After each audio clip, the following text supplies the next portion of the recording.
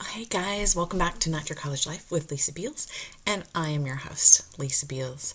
I am the Midwestern mom slash college administrator who has seen firsthand, experienced firsthand what it's like to send a student to college and try and navigate the red tape and bureaucracy that is university today.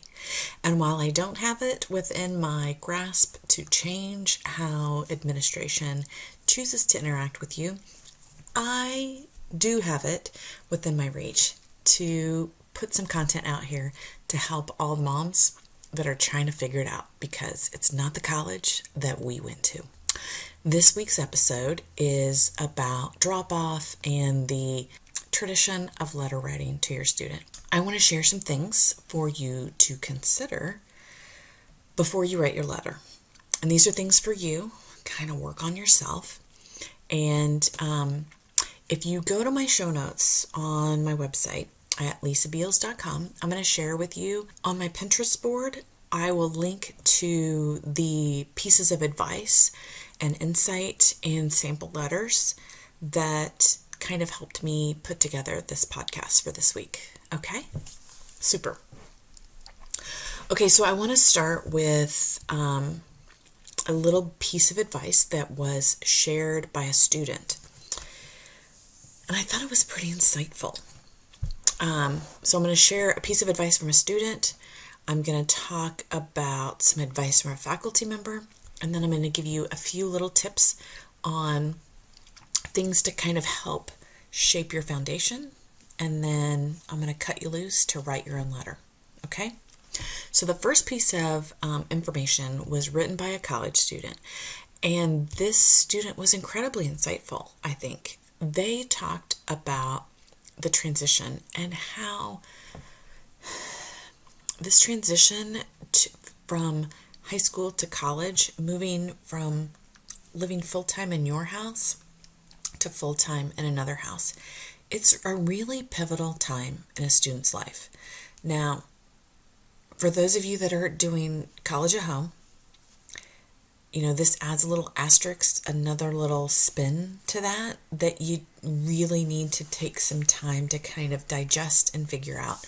And if you want a sounding board, message me. I'm happy to talk through some things with you to help you find your footing. Because I truly believe you all have the answers within yourselves. You just lack the confidence, because this is a crazy time, to realize you have the answers within yourself. So, okay. This transition is extremely important for young adults. It helps them become independent. It teaches them who they really are and what type of people they want to be around, right? Because they're no longer depending solely or predominantly on you deciding who they get to hang around with. Okay, then here's that piece of advice from a faculty member. And again, I will link to this. I thought it was really, really good. Okay, so the advice from the faculty member, and this is 7 years old, but I still think it's relevant. It's time to shift from participant to coach. And even as a coach, you're going to, I don't even think a coach. So you're going to go from participant, coach, to audience and cheerleader. And that's going to be a gradual, right? It's not going to be just you're flipping a switch. It's going to be transitional. So you're going from telling your student what to do, coaching them on what to do, to watching them make decisions and choices and encouraging them and cheering them on. Again, this is incremental. It's not a light switch. You're not going to drop them off at college and they're going to have it all figured out, because they're not. They're still going to rely on you for some things, and it's going to be important for you to back off a little bit and let them try and figure it out before jumping in. So there is a study that I am going to link to, and it talks about letting your child struggle up to and including failure, falling on their face. And y'all, I am a recovering, I don't know what you call it, but I was all about never letting my child hit the floor. I never wanted them to struggle. I kept thinking, I struggled. I do not want my kid to have to go through that. But here's the thing. Those struggles helped shape me into the person I am today. And so if I don't let my kids struggle and fail and develop resilience, I'm doing them a disservice. I'm making them dependent on me forever. And that's so unfair. And thank God I have a spouse who was brave enough to call me out on it. And, it fell on deaf ears for a while. I'll be honest.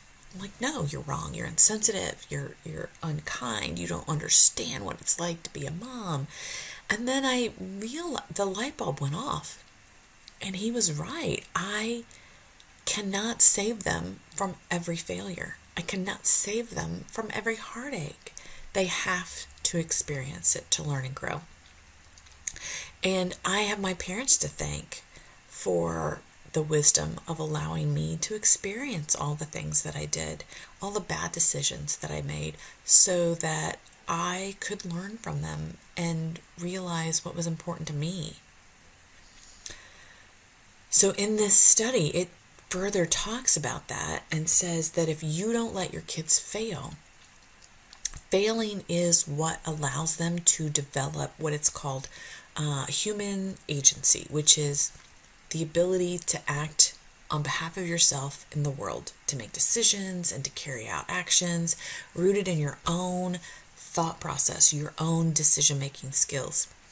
And they even have studies that show correlation between your sense of happiness with your ability to be your own human agent, your ability to figure it out on your own. There's direct correlation between happiness and that. And so, okay, here's the bottom line, right? If you don't allow your kiddo to figure it out on their own, you're stealing happiness from them.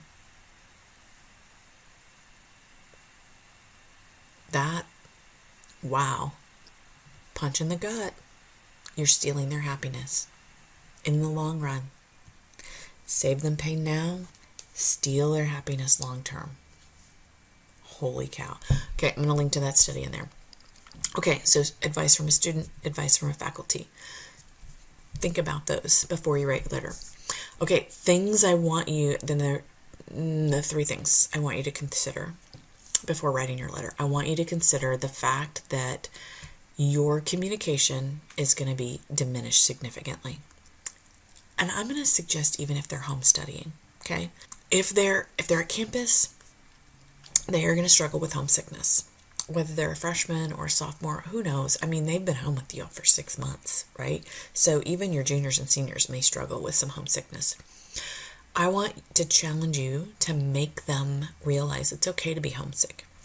Because part of the reason that they're not going to reach out to you is because they can't hide the homesick and they don't want you to feel bad. I want you to normalize that for them. Just put it out there and say, I know. You may not want to admit it, but you might be, struggling to adjust, to acclimate. And it's okay. It's normal. It's okay to feel that way. They don't want you to worry about them, right? So just let them know it's okay. It's normal. It's okay to feel that way. The other reason they might not be communicating as much is they're going to be busy, right? They are starting the semester. They're trying to get acclimated to where their classes are or getting their virtual setup in place, getting to know some classmates on who they want to study with, who they want to hang out with. And then related to communication and the diminishing, the infrequency, not diminishing, infrequency of communication with your student. I want you to establish ground rules for when you're going to touch base. And I know y'all get sick of me saying this, but I'm going to tell you that weekly, I'm going to say it needs to be weekly, touch base needs to also be video. I want to lay eyes on your face. I want to do an in-person. I want to do a Skype. I want to do a FaceTime. I need to lay eyes on you because, friends, I've seen too many students hide their suffering from their parents to the point of it's really bad emotional health situation. And so it's difficult to hide when you're doing video check-ins, when you're doing in-person check-ins. That's tough to hide. And I never want someone to suffer unnecessarily when you as a parent can recognize it and suggest that things aren't quite right. Do you need help? Okay? So, weekly check-ins, face-to-face, video, something. You need to lay eyes on them. I also want you to consider, have you told them that they're not going to excel at everything?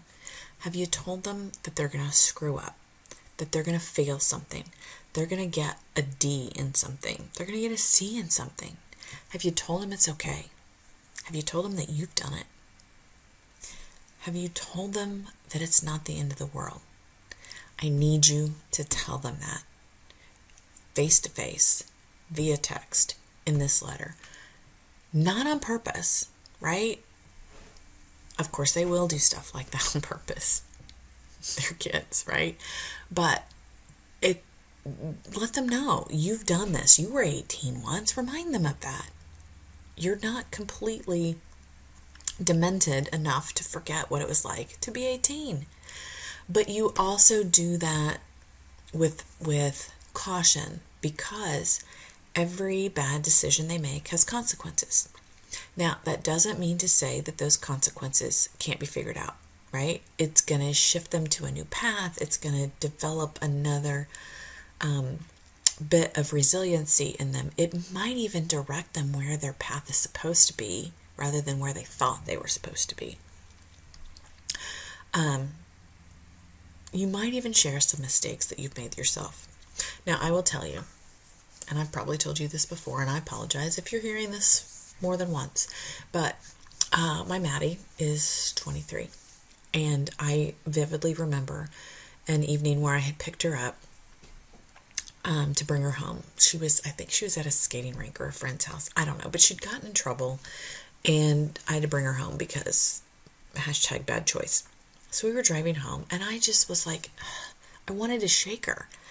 And I said, Maddie, your dad and I have done this stuff, right? We grew up. We told you the things that would turn out badly for you. We shared with you the things that would be bad choices for you, that would cause some negative ramifications for you. Why won't you choose to learn from our mistakes? Why won't you just make better choices? Because we've told you what we did that ended badly. And friends, I don't know, she was maybe 16, 17 at the time, 16. She looked at me and said, but Mom, I remember that you told me that the best lessons you ever learned were the ones that you learned for yourself. Really? That's what you choose to remember? Of all the things that I've told you, that's the thing you choose to remember. Okay, but she's right, guys. She's right. The lessons that meant the most to me, that had the most profound effect on me, are the ones that I made myself. Not because somebody told me what not to do. Not because, right? Tell me I'm wrong. How many mistakes did you stop yourself from making because your parents told you it was a bad idea? You learned because you made the mistake yourself, and then you figured out how to rebound from it. It's the best. It's it's the best teacher. As much as I hate to say it, it is the best teacher. And as a parent, I can just hope and pray that the mistake my kids choose to make are mistakes that they don't have to pay for with their lives. And let's be real, it happens. I hate to go all dark and grim, but I've seen it. I get the death notices when I'm at work for students that make the bad choices and they are paying with their lives. Thankfully, that's not the norm. So, yeah, that went really dark. Okay, so let them learn from their own mistakes. And then I'm going to challenge you to not do something for them that they can do for themselves. Don't call and make the appointment for them. Don't figure out where their aid is coming from. Let them trip and get up, stumble and get up. Make the 5 phone calls. Let them do it. I can tell you, in this last week, I've talked to 5 parents. Now, that's not ridiculous, I guess, when I'm thinking I've got 45,000 students on my campus. I've talked to 5 parents in the last week who want answers for their student. And so I call them back and I say, I really appreciate the fact that you're advocating on behalf of your student, and I'm a parent myself, so I certainly understand. But the first question I have to ask you is, why isn't your student calling me? I'm going to assume that either they can't because their work hours conflict with when I'm available, or 2, they've tried and they've hit a brick wall. That does 2 things. That kind of sets the foundation for that parent that I'm interacting with, and it kind of validates that, yeah, I do get where they're coming from, and builds a little bit of a bridge, but it also establishes my expectations for their student. So I hear mom or dad through the problem. What are they dealing with? Who have they talked to? Okay. Tell you what, I'm going to find the answer for your student, but I'm going to send that answer via email to your student because that's who I should be interacting with. I'm going to email them the information they need. That will include my email and my phone number, so if they have additional questions, they can contact me directly. I'll copy you because I want you to know that I've met my obligation. I've done what I've told you I was going to do. So I'm going to copy you, but I'm going to interact with your student. And again, that does 2 things. That gets the information to the student and resets or confirms the expectation with the student that this is their job. This is for them to figure out.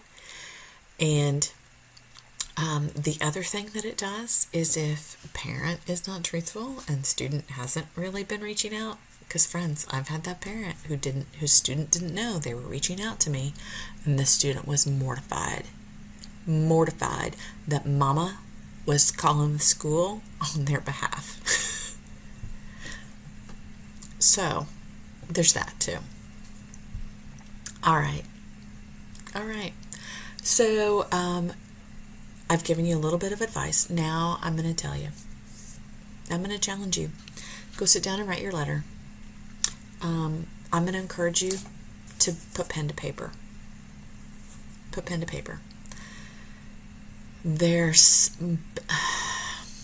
for me, and maybe I'm just old.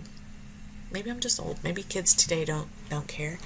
There's something more of emotional connection when I see my parents' handwritten words. Those are things that I have held on to. I keep them. So put pen to paper.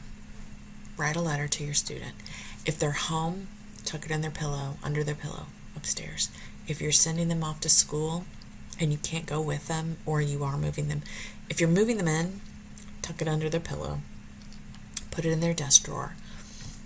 If you can't go because you're out of state or #COVID doesn't let you go because you're going to have to quarantine when you get back home, And who's got time for that? Put it in their stuff that they're taking with them. Send it in the mail. How many of your students actually get mail? But send them a letter. Remind them that you're proud of them. Remind them that they're going to screw up and it's okay. Remind them to call you. Okay?